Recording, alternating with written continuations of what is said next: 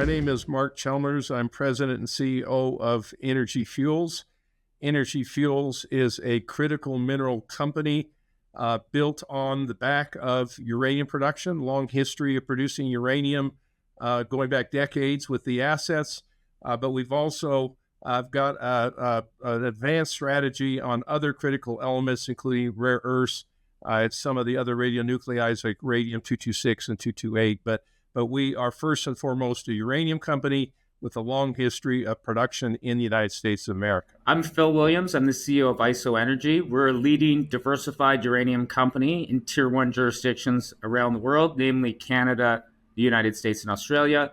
In Canada, we're advancing the high-grade Hurricane resource. We're exploring there right now. And in the United States, we're bringing back into production 3 past-producing mines in southwestern Utah, or southeastern Utah, that coincidentally we bought from Energy Fuels. You did indeed. You know each other very, very well. And look, we're going to try and get the benefit of some of that knowledge about the US market specifically today. Though I appreciate, Phil, you've kind of got assets in Canada and Australia, having offloaded your Argentinian portfolio.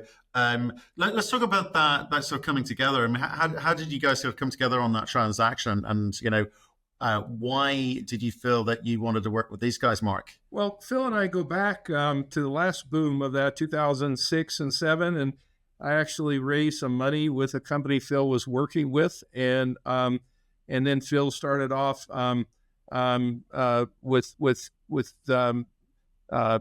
getting a public company together, and we had some assets that we were trying to divest, and Phil showed up with an interest, and here we are. So but it starts with the long-term relationship with Phil.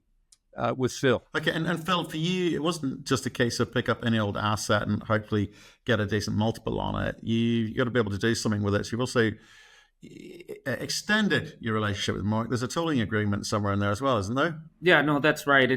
And just to take off from where Mark was, we started a company in 2020 when uranium was completely out of favor.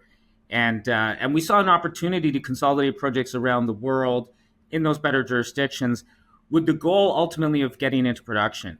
And as we were acquiring assets over that period of time, we connected again, Mark and I, and the assets that we're looking at buying, they were that we did ultimately buy and that we have in our portfolio today were past producing mines.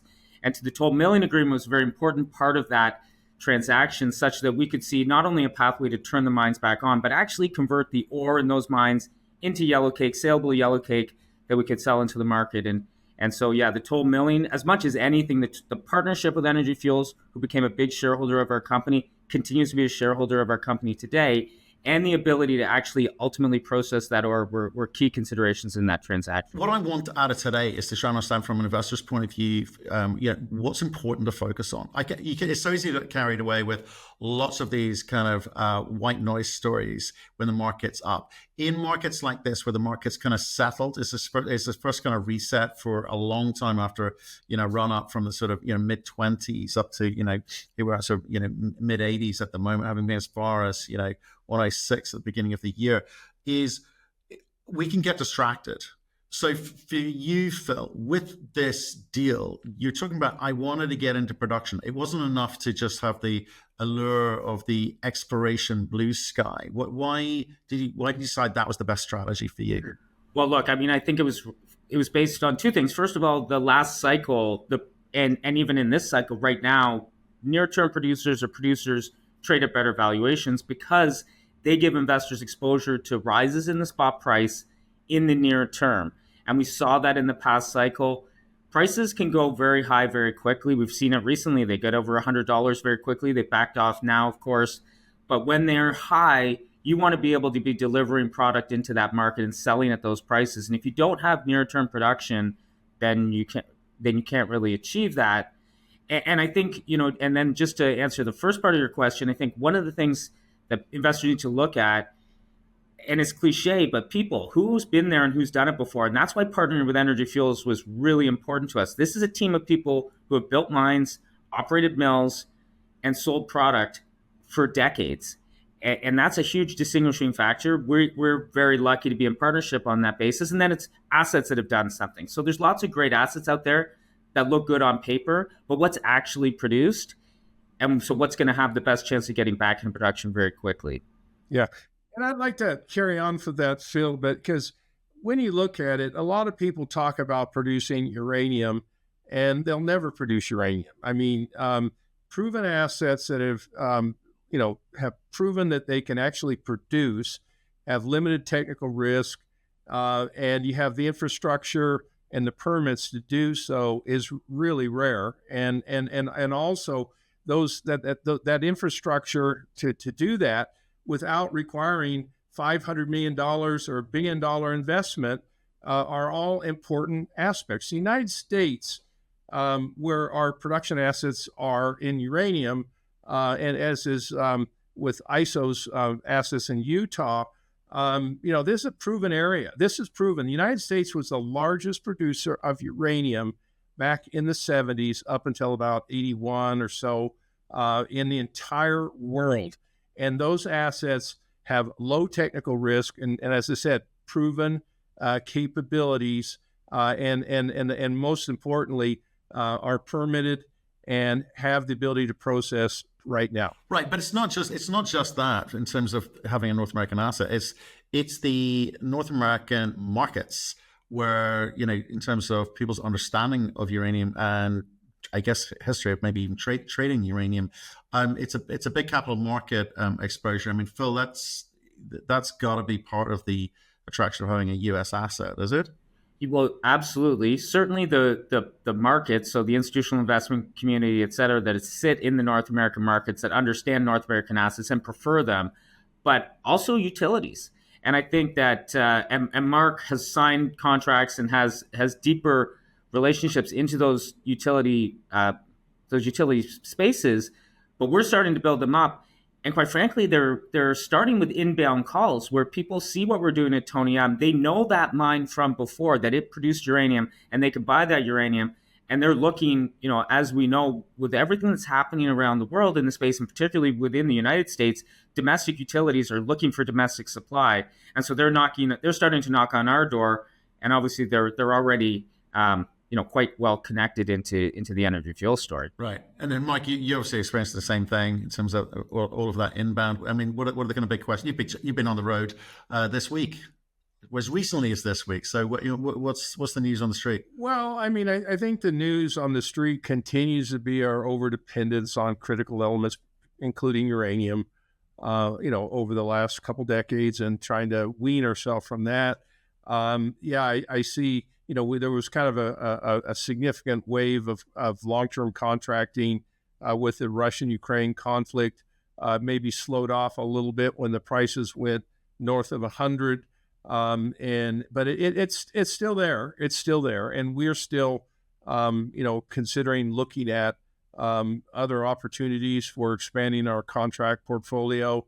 But it kind of comes in waves. It depends. I think if the prices are really high, the utilities think they're too high and they don't want to really try to do deals when the market is really hot. And then when it slows down a little bit, they try to see, what deals could be offered out there. But it's still very much, a focus on long-term, reducing dependency on particularly Russia with the Russian ban in 2028.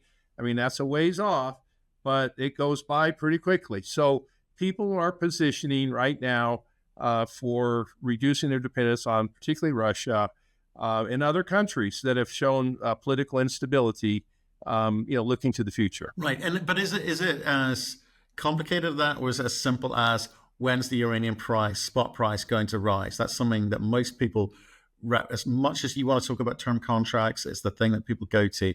When's it going to hit the $100 mark again? When is it going to get to 200 mark again? Is that how people simply understand the uranium space at the moment, Mark? Well, I think that a lot of shareholders, retail, look and respond to the spot market. If you see the spot goes up, the share equities usually respond quite quickly, and if this spot goes down, investors respond fairly quickly. So, I mean, I think when I look at this whole uranium market as we are right now, I think that even though the price has softened in those last few weeks a bit. I think that really you got to look at what the cost of replacing a pound of uranium, and I don't believe it can continually to go down because you got to replace those pounds, and we know that's getting more expensive around the world, and so I think again the future looks really strong, and it's how do you replace pounds that have been consumed over the last couple decades? How do you explore for them? How do you get projects in place? How do you finance those projects, get the permits, all the things required to get back into a growing market over time? Right. And Phil, I mean, just with your markets hat on here, if you don't mind, because I say we want all players to be successful. We want and need all the uranium that can come out of the ground to come out of the ground. But there's a bunch of ways that investors will play the market. And there's a bunch of ways that companies also play the market. You know, you've got to shake it in whatever way works for you depending at your stage of growth. So if you're in exploration, it needs to be you're appealing to retail, and retail maybe, you know, sentiment is a big driver, momentum is a big driver. And as you get a little bit more advanced, perhaps, you know, fundamentals matter more. I mean, given where you are now, Phil, there's been a few sort of iterations of ISO. You're sitting with one of the world's highest grade assets in the shape of Hurricane. You've got a US assets here. Who do you like to attract in terms of the type of investors, and what are you saying to them? Yeah, look, well, I mean, a couple of things there. I think we're an institutional name in terms of the quality of our assets, but there is a bit of a disconnect on our register. Like we have quite a unique share structure in our business where 33% of our shares are owned by NextGen Energy and almost 5% are owned by Energy Fuels. We're one of the few companies out there with that much of our stock in two hands and a very strong corporates in that. Behind that, we do have a lot of institutions, but I think we can do a better job of getting out to the institutional investor. And that's what we're doing. And really, we don't really want to let the day-to-day machinations of the uranium price impact the way we run our business. And we're not. So we're very active drilling in Canada, advancing our projects in the US because we know what the future is going to hold. We agree with Mark 100%. Prices have to go higher. When that's going to happen, it's hard to know, but we want to be ready for when they are to deliver product to the market, sell into that high price environment, and maximize the value of our Canadian assets by continuing to explore. So again, I think it's institutional investors are the focus. And I can tell you from my marketing, there are increasing lists of investors coming and looking at this space that are just dipping their toe in. And what we know about the space is very small, low amount of market cap really in the whole group. It's not going to take a lot of money to come off the sidelines who are looking at the space now to really move these names. And then there's this flywheel effect that from the ETF. So when names start selling off and the ETFs get outflows, it kind of creates this vicious downward cycle on the names, but works in reverse. And we've seen it multiple times in the space where names can go very high in a very short period of time when the momentum, the tailwinds get back into it. And I think we're going to have that in the second half of the year. Right, but do you think that's the kind of key driver for this kind of reset moment, or did we kind of, you know, get ahead of ourselves a little bit in terms of not just, you know, share prices and valuations, but the spot price? There were kind of factors affecting that and testing that in the market. Well, what do you think is going to? Well, one, what do you think it was, and two, you know, what's going to get it moving again?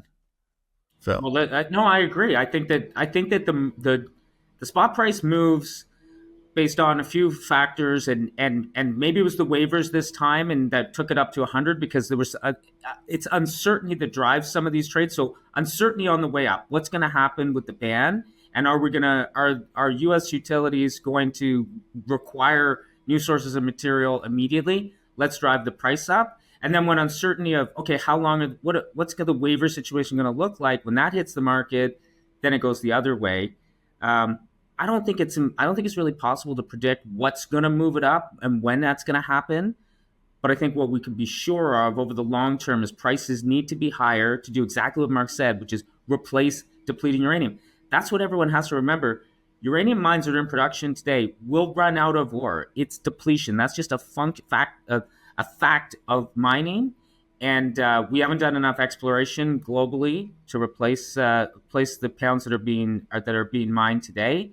and nor is the price high enough to bring a lot of these new mines in place, even if they could come on in some near amount of time. Yeah, look, I just like to add a few things. I usually find that the prices and investor sentiment moves on not usually just one particular thing. It's two or three things playing together, over the course of a week or two that makes it like an up week and kind of projects and improves the sentiment. Like certainly geopolitical tensions, we've seen certainly with Russia, Ukraine, and Niger, and the most recent announcements on these new taxes on uranium production tied to prices and quantities and everything, Kazakhstan, and now we're seeing projects that are restarting. Most of them are restarts.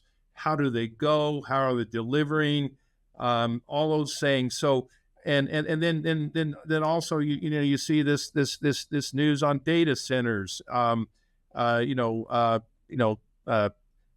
Bill Gates with the with this reactor in Wyoming and across the world. So I think what you're seeing, or Matt, when you look in, okay, we've had this going on for the last year or so, where you see this and the price goes up, and the Russian uranium ban and all those things. But I think that what we're going to see is we're going to see some more pieces, particularly going into the fall of this year, with announcements out of Kazakhstan, Kazatomprom, on what they're looking at guidance. Their issues with sulfuric acid and further issues with these whole geopolitical tensions. So and project restarts. So it's going to be two or three or four of those things. How they collide and come together will really drive it, I believe, going into the fall. Right. And again, it's just want to stick in terms of learnings for us investors in terms of what makes a good company, a good investment, is probably defense, right? It's not just the pure offense and hoping everything goes well. Defense, you've both got slightly different strategies on this one. I think, Mark, you've kind of got the optionality with the rare earths and the vanadium, et cetera, right? And I think, Phil, with you, it seems to be, with some of these it's kind of like sort of your own portfolio outside of the company, in the sense of projects with Premier American Uranium, with IsoEnergy, etc. This kind of defense component, tell us a little bit more about it, maybe even if you view it that way. You mentioned Premier American and IsoEnergy, and off the bat you mentioned the divestiture of our Argentine assets, where we've taken a position in another company, Jaguar. And look, we are long-term believers in uranium. So when we accumulated these assets over a 4-year period of time, it was never just to turn around and sell them and walk away from them. What we'd like to do is be part of building successful companies, and we think that we have a track record of that now, and we can be helpful to those companies, and we will be going forward. But it's not dissimilar to what you see in the gold space. There's lots of big gold companies that own equity positions in these other players, and that gives us all kinds of options going forward. We can participate in those companies as they're successful in the markets, and then keep at the same time keep a very close eye on those assets and see what might fit into our portfolio going forward, because we want to grow this company into a multi-asset producer in those better jurisdictions. So yeah, it's a bit of defense. I think just the way we're structured is quite strong defensively, with the backing that we have and the cash position that we have on our balance sheet today at over $50 million.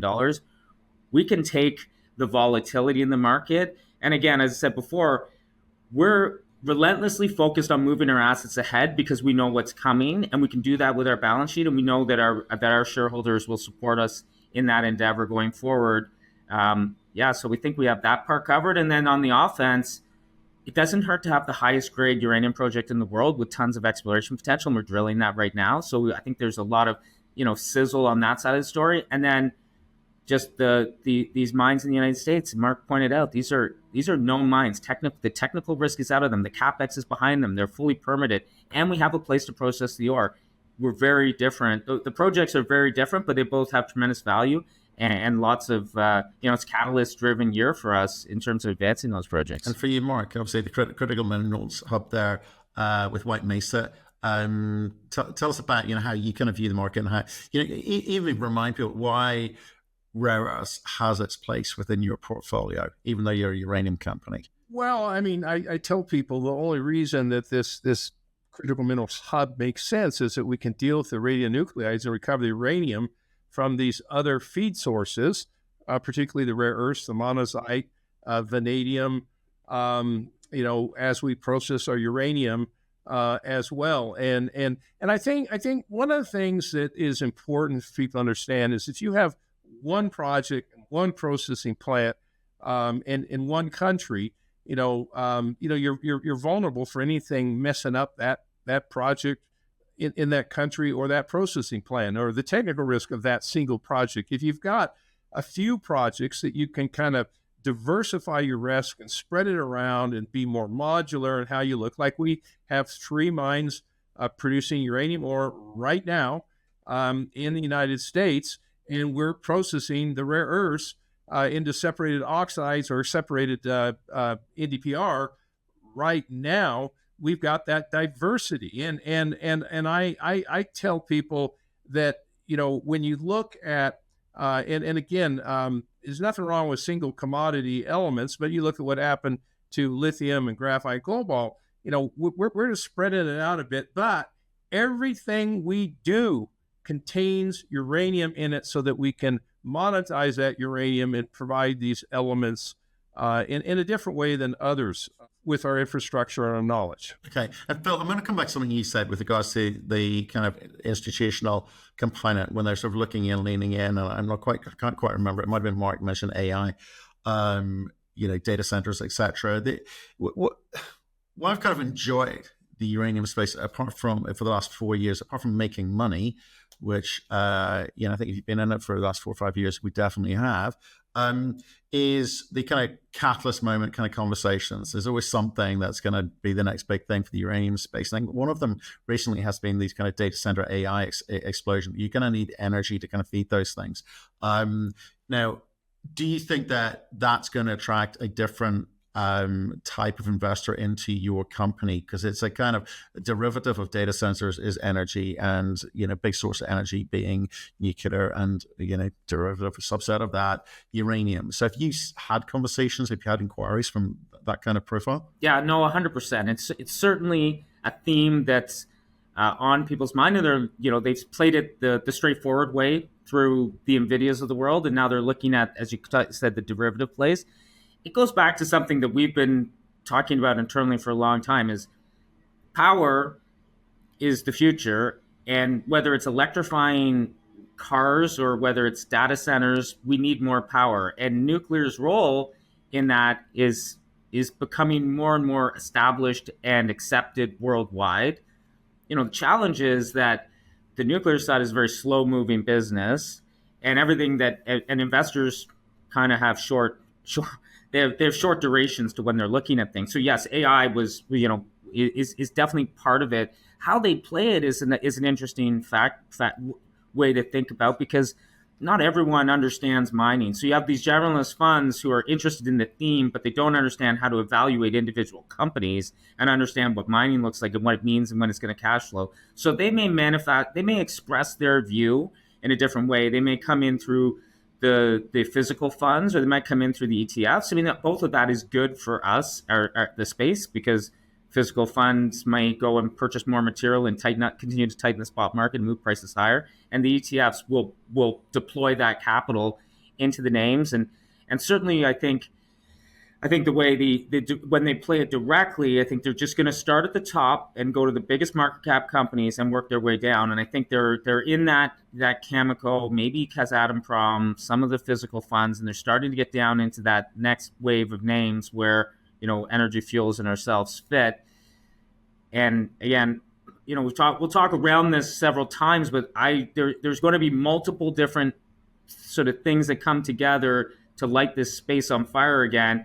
And then the money will come in, and it will start at the top and come down, and the returns could be dramatic. But I think they'll gravitate towards bigger, more established companies that they can see, again, that defensive position in case there is continued volatility, in which there will be. Because I was always intrigued by this concept, this thought of this new catalyst, how it works. If you look at the battery metal space, it was like even big users like car manufacturers, OEMs, they would always go to metal traders, and that would be their source.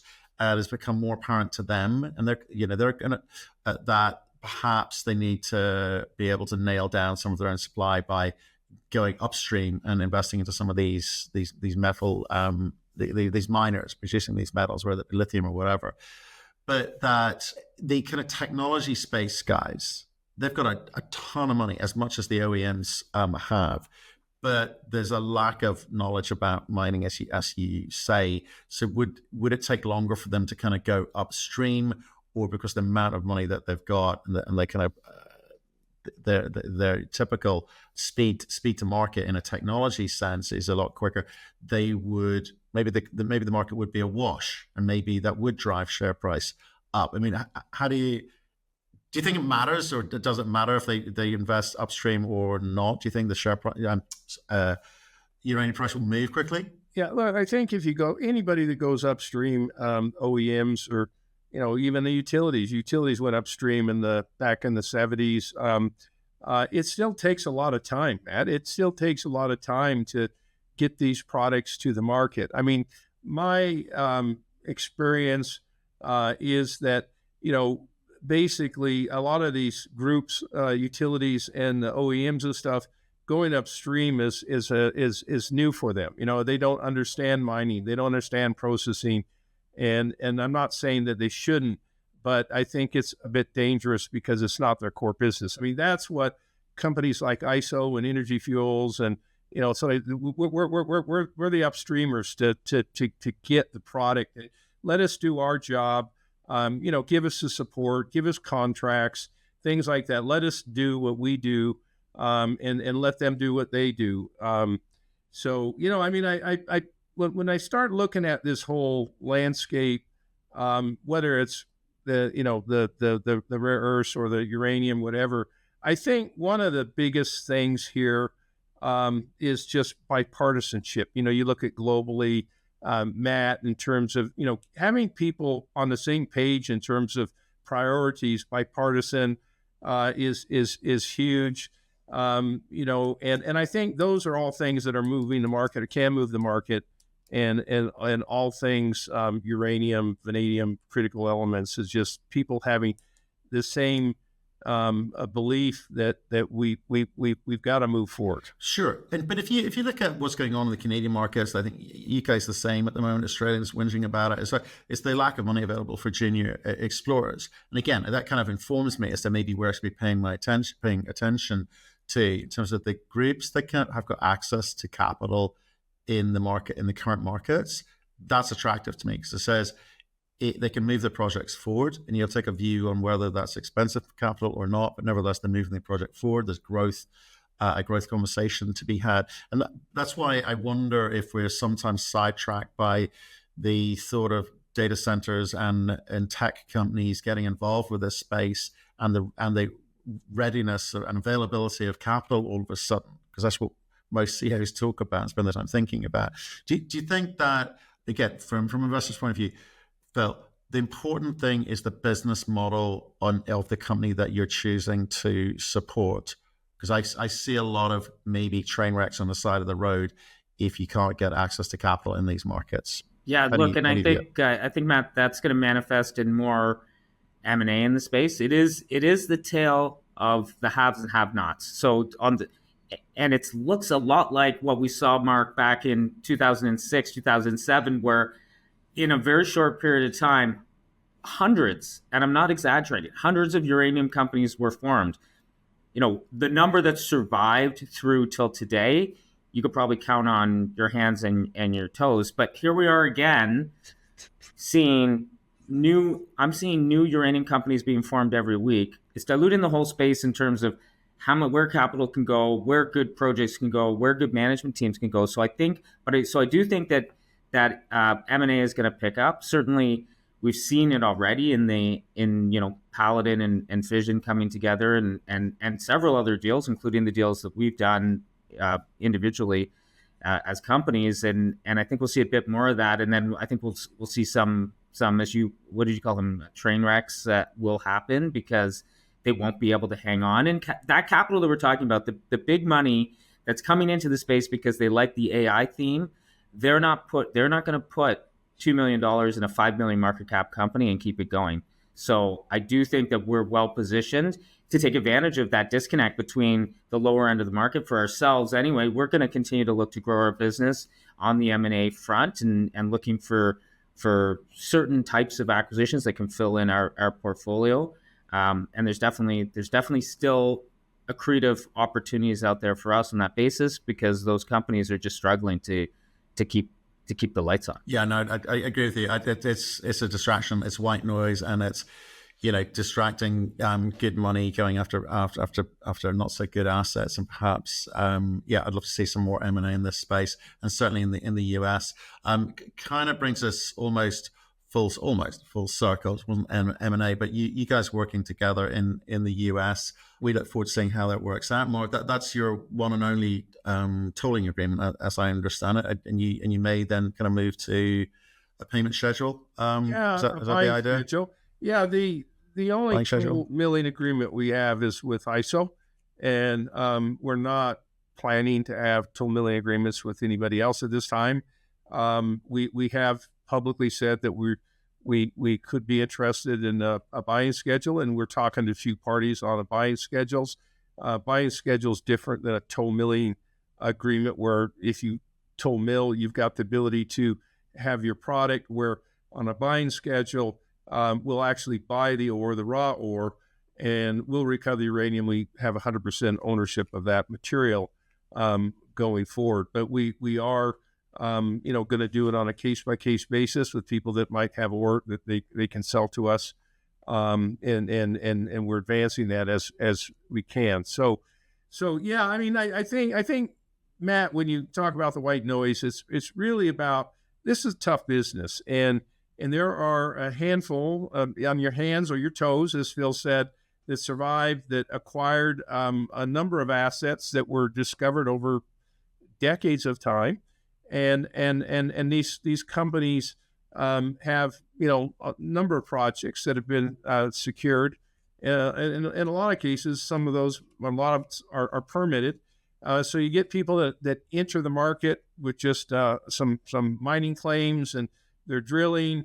They got a long ways to go. One, they got to discover a project or deposit, make a discovery if it's greenfields, and they've got to get permits. There's a lot of work to do. So I would say that most people that are investing in the space should stick with primarily those that have assets, and in many cases more than one asset, to have some diversification. And obviously economic needs to be a word that should be sprinkled around there too. And so I just want a point of clarification on the buying schedules, because it helps us actually do some calculations, some math on some of the news releases and data that companies throw out there in terms of what a buying schedule looks like in terms of the economics.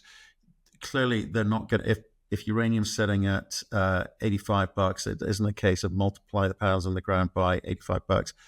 They are not going to capture that much value. So what would you be buying at if you were buying in today's market on a buying schedule? What would you pay for the pounds? It varies, but it's basically a percentage of the ore delivered to the mill and whatever grade it is. But we still have to take that ore. We've got to process that ore, make it into yellow cake, put it in the drums, sell it. So it's a percentage of that. So, it's not 75%, it's generally, it varies depending on whether we own the mine or somebody else owns the mine, but it's usually somewhere between 30 to 50% or something like that of the contained value. Okay. Somewhere in there. Understood. So, I think we've talked in the past about 50% of the contained if you're buying from someone else, potentially. Okay. Thanks for that. It helps us with the math. Guys, why don't we just sign up and say, I'll give you both a couple of minutes to just remind people of reasons to be buying your company versus the next guy on the block. So, Phil, why don't you take us away? 2-minute elevator pitch. Yeah, look, we'll focus on ourselves. There are good next guys on the block that would be certainly investable. But for us, I think what really separates us and try to to hammer it in this conversation is we're in the Athabasca Basin, we're in Utah.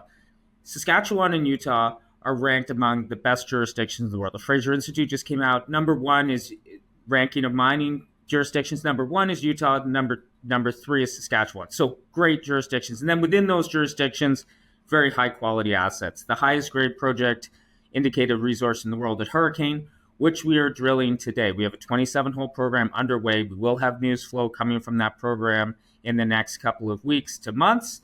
And in the United States, past producing mines, CapEx behind them, fully permitted. We're going to have an announcement out shortly that we opened up Tony M. Mark, hopefully you can come down and check it out shortly and get underground again. It's not been open for over 10 years. We've got a team in there going underground for the first time in a long time, getting ourselves ready to deliver ore to White Mesa Energy Fuels' mill in the first half of next year. Yeah, well, we're producing uranium right now. I mean, we've got 3 mines producing uranium and shipping to the White Mesa mill. If you look at us over the last 5 quarters, we've had in the order of $100 million US of net income. So we have income. We have a strong balance sheet of north of $200 million, 0 debt, $1 billion with the assets, and then we are also developing this strategy for the rare earths, where we've secured a project in Brazil, Australia, and we're currently doing a combination, advancing a combination with a company called Base Resources, based in Perth, but with a project in Madagascar and Kenya. So really, there's no real comparison for Energy Fuels because we are first and foremost a uranium company, but we got this rare earth connection. But we're producing, and as I said, emphasizing that we've had a net income over the last 5 quarters. And that's material. And we're doers. We're not talkers. So we're very strong position, and we have a long history of doing what we do. Guys, I appreciate that. And anyone listening, watching, or reading about this, these are real CEOs with a plan, with real assets, and good at what they do. So appreciate time today, guys. We'll see you soon. Yeah, thanks, Matt. Great talking. Yeah.